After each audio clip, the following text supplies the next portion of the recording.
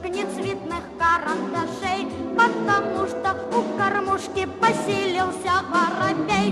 Но послушался получше этот хитрый озорник, я решил на всякий случай птичий выучить язык.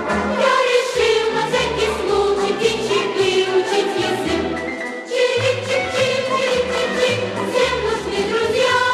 Чирик-чик-чик, чирик-чик-чик, даже воробьям. Сколько вкусных бутербродов искрошил в кормушку я.